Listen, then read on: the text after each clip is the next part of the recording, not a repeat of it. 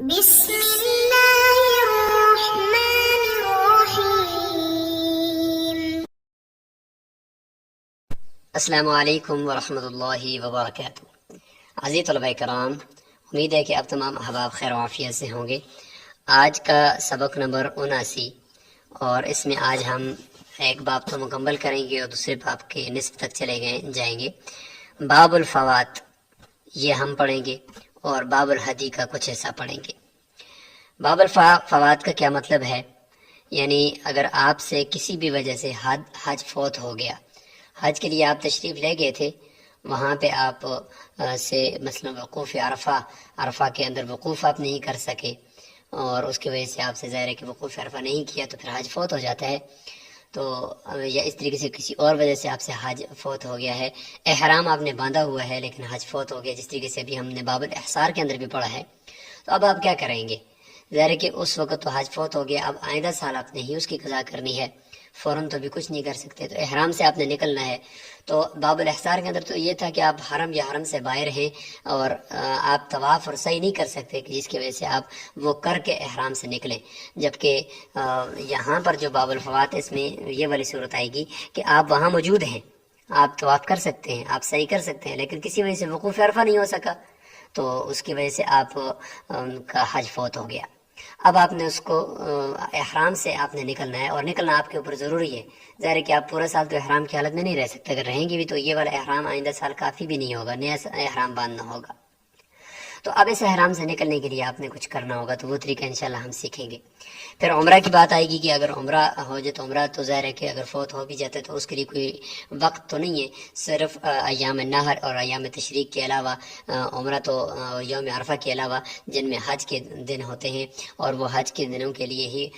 وہ ایام اور وہ اوقات جو ہوتے ہیں وہ حج ہی کے لیے خاص ہوتے ہیں، تو اس میں ذرا مکروہ ہو جاتا ہے عمرہ کرنا، باقی تو سارا سال کر سکتے ہیں، لیکن اس کے لیے پھر قضا کے لیے آئندہ سال آنے کی ضرورت نہیں ہے، بلکہ اس کے فوراً بعد بھی انسان جب اس کا وہ عذر ظاہر ہو جائے تو اس کی قضا کر سکتا ہے۔ تو یہ آج ہو جائے گا جی کہ فوت شدہ حج اور اس عمرہ سے متعلق ہم انشاءاللہ کچھ احکامات پڑھیں گے، اور پھر ہم آگے جا کر باب الحدی کو شروع کر دیں گے۔ حدی جیسے کہ آپ جانتے ہیں کہ قربانی کا جانور جو پیچھے ہم پڑھ چکے ہیں کہ جو حاجی اپنے ساتھ لے کر جاتا ہے حرم کی طرف، قریب کے لوگ ساتھ لے کر جاتے ہیں اور دور کے جو ہوتے ہیں وہ ساتھ لے کر تو نہیں جاتے، لیکن اگر کہیں پہ ان کو حج کرنے سے کوئی منع کر دیا جائے تو پھر وہاں سے وہ پیسے بھیجتے ہیں، یا یہ ہے کہ جو آج کل کمپنیاں ہوتی ہیں جو قربانیاں کرتی ہیں ان کے اپنے ایک پورے اسٹیٹمنٹ ہوتے ہیں، پورا ان کا اپنا طریقہ ہوتا ہے، تو اس کو حدی کہتے ہیں، یعنی وہ جانور جو حرم کی طرف لے جایا جائے قربانی کرنے کی نیت سے، ثواب کی نیت سے۔ تو اس کے بارے میں ہم نے کچھ پہلے تو پڑھ لیا تھا، اب باقاعدہ باب کی شکل میں ہم اس کے کچھ احکامات پڑھ رہے ہوں گے، مثلا اس کی حدی کی انواع پڑھ رہے ہوں گے اور حدی کی کچھ شرائط اور احکامات پڑھ رہے ہوں گے۔ تو باب الفوات سے شروع کرتے ہیں۔ ومن احرم بالحج، اگر کسی نے حج کا احرام باندھا، ففاتہ الوقوف بعرفہ، وقوف عرفہ اس سے فوت ہو گیا، حتی طلع الفجر من یوم النحر، یہاں تک کہ یوم نحر 10 ذوالحجہ کی فجر طلوع ہو گئی ہے، اس سے پہلے اگر وہ عرفہ کے اندر اگر تھوڑی دیر کے لیے بھی چلا جاتا تو اس کا وقوف عرفہ ہو جاتا، لیکن نہیں جا سکا تو فقد فاتہ الحج، لہذا اس کا حج فوت ہو گیا ہے۔ وعلیہ ان یطوف ویسعى، اب چونکہ وہ وہیں پہ موجود ہے، احصار والی کیفیت تو نہیں ہے، لہذا احرام سے بھی نکلنا ہے، تو فرمایا کہ احرام سے نکلنے کے لیے اس کے اوپر لازم ہے کہ وہ طواف کرے اور سعی کرے، وتحلل، اور حلال ہو جائے، ویقضی الحج من قابل، اور اس کے لیے ویقضی الحج پڑھیں گے تو اس کا عطف پر یطوفہ پر ہو جائے گا، ان کی وجہ سے اس کے اوپر نصب آئے گا، ورنہ اگر یہ اس کو الگ سے جملہ مانے تو ویقضی الحج من قابل، آئندہ آنے والے سال سے وہ ظاہر ہے کہ حج کی قضا کر سکے گا، ابھی تو نہیں کر سکے گا۔ لیکن ولا دم علیہ، دم اس صورت میں نہیں ہوگا، وہ احصار کی شکل میں تو اس کے اوپر دم بھی ہوتا ہے، اور اس ہدی کو، جس کو وہ جانور کو اگر حرم کے اندر ذبح کیا جاتا ہے تو اس کو پھر وہ کھا پی بھی اس میں سے نہیں سکتا، لیکن یہاں پہ یہ اس کے اوپر دم ہی نہیں ہے، کیونکہ حلال ہونا جو اصولوں کے مطابق ہے کہ طواف سعی وغیرہ کر کے ہی حلال ہوا جاتا ہے، اگر اس سے کے بغیر انسان حلال ہو جائے تو تب دم آنا چاہیے، جبکہ یہ تو اصول کے مطابق ہی حلال ہوا ہے۔ اب حج جو فوت ہوا ہے اس سے، وہ تو اس کی وجہ سے اس پہ دم تو بہرحال نہیں آئے گا. دم تو تب آتا ہے کہ وہ کوئی نقصان آ گیا تھا حج کے دوران، تو اس نقصان کی تلافی ہو جائے اور حج ہو جائے، جبکہ یہاں پہ تو سرے سے حج ہی فوت ہو گیا، تو اب دم کس بات کا؟ تو اس لیے دم اس کے اوپر نہیں آئے گا. اور چونکہ حج بھی کے احرام سے جو نکل رہا ہے، حج کے احرام سے وہ بھی وہ اصول کے مطابق طواف اور صحیح سے نکل رہا ہے، اس صورت میں بھی دم کوئی بھی نہیں آئے گا. تو یہاں تک بات حج کی ہوگی کہ اس کی اس طریقے سے قضا آئندہ سال میں جا کر کرنی ہے. والعمرۃ لا تفوت، فرماتے ہیں کہ عمرہ کبھی فوت نہیں ہوتا. اگر کوئی آدمی عمرے کے لیے آیا، اس کو روک دیا گیا اور عمرہ نہیں کر سکا، تو ہم یہ نہیں کہیں گے کہ اس کا عمرہ فوت ہو گیا ہے، بلکہ ہم یہ کہیں گے کہ بھئی اس عمرہ کر نہیں سکا اور احرام عمرے کا باندھ لیے ہے، تو لہٰذا عمرہ دوبارہ کرنا ہی پڑے گا، اس کو چھوڑنا نہیں ہے. وہی جائزۃ فی جمیع سنتی، پورا سال یہ جائز ہے، کر سکتے ہیں. الا خمسۃ ایام، مگر 5 دن ایسے ہیں کہ ان کے اندر آپ عمرہ نہیں کر سکتے، اس میں عمرہ کرنا آپ کے لیے مکروہ قرار دیا گیا ہے. یکرہ فعلھا فیہ، اس میں آپ کے لیے عمرہ کرنا مکروہ ہے. نمبر 1 یوم عرفہ 9 ذی الحجہ، اس کے بعد ایام النحر 10 ذی الحجہ، و ایام تشریق، اور اس کے ساتھ جو ہے وہ 11، 12 اور 13 ذی الحجہ. یہ جتنے دن ہیں ان میں آپ عمرہ نہیں کر سکتے، مکروہ ہے آپ کے لیے عمرہ کرنا. کیوں؟ اس لیے کہ یہ 5 دن اللہ تعالیٰ نے حج کے لیے مقرر کیے ہیں، اس میں حج کے افعال ہوتے ہیں، لہذا اگر آپ عمرے کے اندر مصروف ہو جاؤ گے تو حج کے افعال آپ سے رہ جائیں گے، یا بھگدڑ مچ جائے گی کہ بہت سارے لوگ عمرہ بھی کر رہے ہوں، ساتھ ساتھ حج کے طواف بھی ہو رہے ہوں، اور ساتھ ساتھ عمرے کے لوگ بھی ساتھ چل رہے ہوں. تو یہ ایک بھگدڑ مچ جانے کی وجہ سے ایک خطرہ بھی ہوتا ہے، جان کا خطرہ، مال کا خطرہ، اور اس کے ساتھ ساتھ جو ہے وہ حج بھی اچھی طریقے سے حاجیوں کا ادا نہیں ہو پائے گا. اچھا، عمرہ خود کیا ہے، اس کا خود اپنا حکم کیا ہے، وصف کیا ہے؟ فرماتے ہیں کہ والعمرۃ سنت، عمرہ سنت ہے. وہی آگے طریقہ اس کا بتاتے ہیں کہ عمرے کے اندر ہوتا کیا ہے اگر کوئی آدمی عمرے کے لیے جائے. وہی الاحرام، سمپل ہے کہ اس نے احرام باندھنا ہے، وہ اس میں ایک احرام ہوتا ہے. والطواف، اور جا کر اس نے طواف کرنا ہے، 7 چکر لگانے. والسعی، اور اس کے بعد سعی کرنی ہے. بس یہ اس کا عمرہ کمپلیٹ ہے. تو یہاں تک ہم نے باب الفوات، مختصر سا باب تھا چھوٹا سا، وہ ہم نے پڑھ لیا کہ حج فوت ہو جائے تو احرام سے کیسے نکلے گا، دم ہوگا یا نہیں ہوگا. اور عمرہ کے متعلق بتا گیا کہ عمرہ کیا ہے، اس کی اپنی ڈیفینیشن کیا ہے، اور اس کو ادا کرنے کا طریقہ کیا ہے، کیا وہ قضا ہوتا ہے یا نہیں ہوتا، تو وہ اس کا پورا بتا دیا. اب ہم یہاں سے آگے چلتے ہیں باب الحدی کی طرف، اور باب الحدی کو کچھ پڑھ لیتے ہیں، کچھ انشاءاللہ اگلے سبق میں پڑھتے ہیں. تو حدی، اس کو حادیج بھی پڑھ سکتے ہیں، یعنی دال کے کسرے کے ساتھ اور یا کے شد کے ساتھ. اور حدی بھی کہتے ہیں، جس طرح قرآن مجید ہے کہ حدیم بالغ الکعبہ، یعنی اس وقت تک تم حلق نہیں کر سکتے اور حلال نہیں ہو سکتے یہاں تک کہ آپ کی حدی، یعنی وہ جانور جو آپ نے حرم کی طرف بھیجا ہے، جس کو حدی کہا جاتا ہے، وہ جب تک حرم نہ پہنچ جائے اور وہاں پہ پہنچ کر وہ ذبح نہ کر دیا جائے. تو حدی کے کچھ احکامات ہوتے ہیں، اور ظاہر ہے کہ اس میں خون بہانا پڑتا ہے، جانور کو ذبح کرنا پڑتا ہے. تو اس میں اگر ہم یہاں پہ آپ کو بتائیں کہ 3 یا 4 قسمیں ہوتی ہیں، 4 قسمیں ہوتی ہیں جس میں جانور کو ذبح کرتے ہیں. تو اس میں زمان یا مکان کے ساتھ وہ خاص ہے یا نہیں ہے، تو وہ تقریباً 4 قسمیں بنتی ہیں. پہلی قسم تو یہ ہو جائے گی کہ جو زمان اور مکان دونوں کے ساتھ خاص ہے. وہ کون سا ہے؟ وہ قربانی جو حج کے دوران کی جاتی ہے، حج قران اور حج تمتع میں جو کی جاتی ہے، اس کے لیے زمان بھی خاص ہے کہ اس نے کرنا کہاں ہے، وہ یوم نحر کے دن کرنا ہے. اور کہاں کرنا ہے، وہ وقت ہے یوم نحر کا. کرنا کہاں ہے، وہ اس نے حرم کے اندر کرنا ہے. تو یہ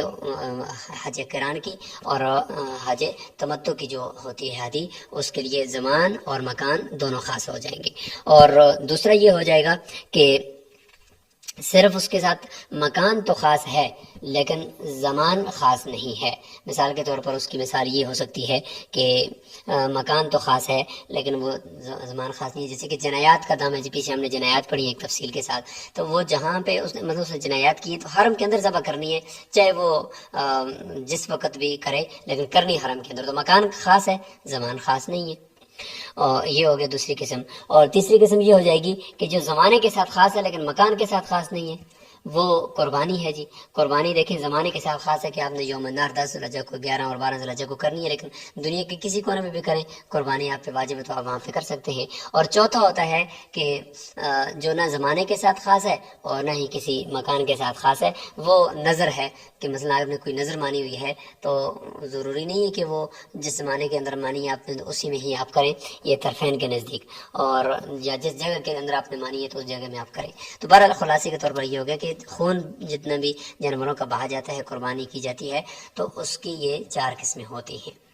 تو یہاں پہ ہم اس کی کچھ تفصیل پڑھیں گے، ہدی کہتے کسے ہیں اور اس کی کیا انواع ہیں اور اس کی کیا شرائط ہوتی ہیں، تو وہاں پڑھیں گے. تو الہدیو ادناہ شاتن، ہدی جو حج کے دوران قربانی کی جاتی ہے، چاہے وہ دم شکر ہو یا دم جنایت ہو، کچھ بھی ہو، یا دم احصار ہو، تو سب سے کم جب ہم ہدی کہتے ہیں تو ہدی کا اطلاق بکری پر ہوتا ہے. اور آگے اس کی پھر انواع شروع ہو جائیں گی کہ وہی من ثلاثۃ انواع، ہدی جو ہوتی ہے وہ کل 3 قسم کے جانوروں سے ہو سکتی ہے. من الابل اونٹ سے، والبقر اور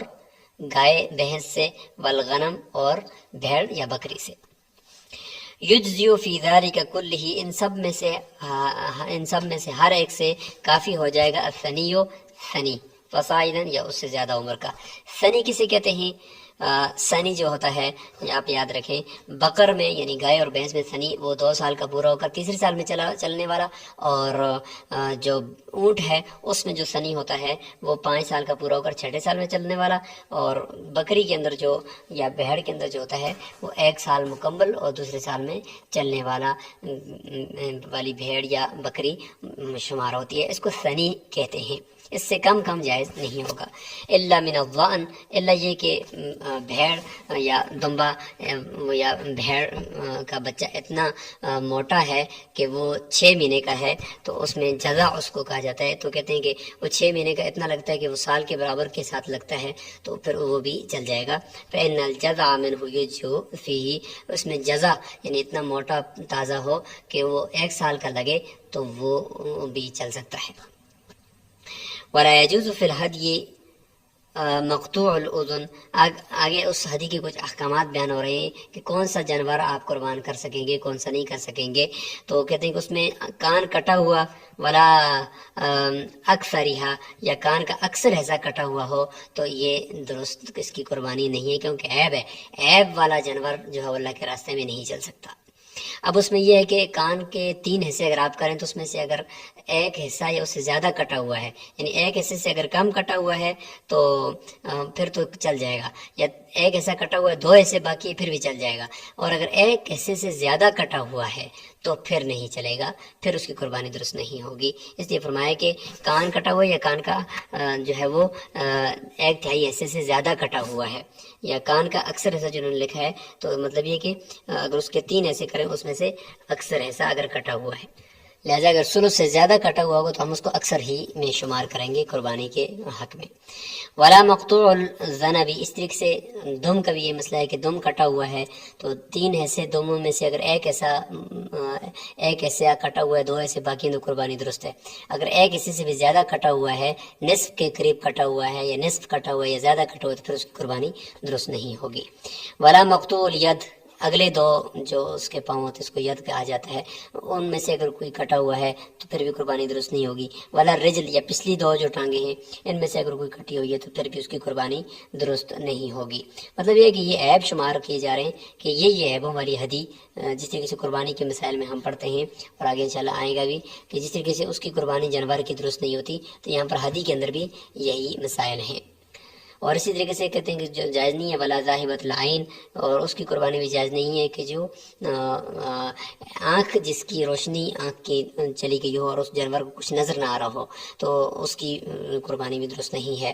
ولا العجفہ، اور اسی طریقے سے بالکل کمزور لاغر جانور ہے اور وہ چل پھر بھی نہیں سکتا، بالکل لاغر ہے تو یہ بھی اس کے اندر ایک عیب ہے، لہذا اس کی قربانی درست نہیں ہے. ولا العرجہ، اور اسی طریقے سے ایسا لنگڑا جانور ہے، ٹانگ اس کی مطلب ٹوٹی ہوئی ہے یا ٹانگ نیچے نہیں لگا رہا، ایسا ہے کہ الذی لا تمشی الی المنسک، یا ایسا ہے کہ وہ منسک تک یعنی وہ منسک جسے ہم کہتے ہیں کہ قربان گاہ یا مذبح تک وہ نہیں جا سکتا چل کر، تو اس کی قربانی درست نہیں ہے. اگر پاؤں نیچے لگاتا ہے اور لگا کر چلتا ہے تو پھر تو قربانی درست ہو جائے گی، اگر پاؤں نیچے لگاتا ہی نہیں ہے پھر اس کی قربانی درست نہیں ہے۔ وَالشَّاةُ جَائِزَةٌ فِي كُلِّ شَيْءٍ إِلَّا فِي مَوْضِعَيْنِ۔ اب آگے یہ بتا رہے ہیں کہ یہ جو ہدی ہوتی ہے تو اس میں بکری بھی آپ نے گنوا دی، بقر بھی، بدنہ بھی، یعنی بدنہ ہم کہیں گے اونٹ کو، تو یہ گنوا دی، تو یہ کس کس جنایت سے کافی ہو جائیں گے؟ تو ایک خلاصے کے طور پر بتا رہے ہیں، تفصیل تو پیچھے گزر چکی ہے، وہ یہ ہے کہ بکری تمام جنایتوں میں اور تمام دموں میں، دم شکر وغیرہ میں سب میں چل جائے گی، لیکن دو جگہ ایسی ہیں کہ جس میں بکری نہیں چلے گی، وہاں پہ بدنہ ہی آپ نے بڑا جانور ہی دینا ہوگا، گائے بھینس یا اونٹ دینا ہی ہوگا، الا فی موضعین، سوائے دو جگہوں کے۔ نمبر 1، من طواف طواف الزیارت جنوباً، کہ کوئی طواف زیارت کر لے، طواف زیارت تو حج کا رکن ہے نا، اس کو جنبی حالت میں، جنابت کی حالت میں، غسل واجب ہونے کی حالت میں اس کو کر لے تو ایک بہت بڑا جرم ہے، لہٰذا اس پہ چھوٹا جانور نہیں چلے گا، جتنا بڑا جرم ہے اتنا بڑا جانور ہوگا۔ ومن جامع، اور دوسرا یہ کہ کوئی جمع کر لے، اپنی بیوی کے ساتھ ہم بستری کر لے، بعد الوقوف بعرفہ، وقوف عرفہ کیا لیکن ابھی تک حلق نہیں کیا، ابھی تک اس نے قربانی وغیرہ نہیں کی، اس سے پہلے اس نے جمع کر لیا، کیونکہ ابھی تک تو طواف زیارت بھی باقی ہے، تو ایک بہت بڑا جرم ہے یہ نا، لہٰذا یہاں پہ کہتے ہیں کہ فإنه لا يجوز فيهما إلا بدنة، اس میں فرماتے ہیں کہ بدنہ ہی ہوگا، اس سے کم میں نہیں چلے گا، یعنی بدنہ کا معنی ہوتا ہے کہ بڑا جانور ہو، چاہے وہ بقرہ ہو، بھینس ہو یا گائے ہو یا اونٹ ہو۔ تو یہاں تک سبق کو سٹاپ کر لیتے ہیں، انشاءاللہ اگلے سبق کے اندر ہم کتاب الحج کو مکمل ہی کر لیتے ہیں انشاءاللہ، اور باب الحدی بھی مکمل ہو جائے گی، متفرق احکامات ہیں انشاءاللہ اگلے سبق کے اندر۔ تو آج کے سبق میں سوال آپ نے جو تیار کرنا ہے وہ یہ سوال ہے کہ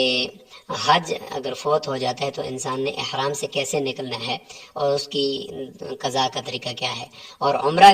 کسے کہتے ہیں، عمرہ فرض ہے یا واجب ہے یا سنت ہے، اور وہ اگر آپ سے رہ جاتا ہے تو اس کی قضاء کب کرنی ہے، اور عمرہ سال کے کتنے دنوں میں کر سکتے ہیں یا نہیں کر سکتے، یہ اس سے متعلق ہے۔ اور ہدی کسے کہتے ہیں، ہدی کی کتنی قسمیں ہیں اور اس کی کیا کیا شرائط ہیں کہ کس جانور کی قربانی اور ہدی کے طور پر اس کو کر سکتے ہیں اور کس کا نہیں کر سکتے۔ تو یہ کچھ سوالات میں نے آپ کے سامنے رکھے ہیں جن کو آپ نے اپنے ذہن میں تیار کرنا ہے تاکہ آج کے سبق کا خلاصہ آپ کے ذہن میں آ جائے۔ السلام علیکم ورحمۃ اللہ وبرکاتہ۔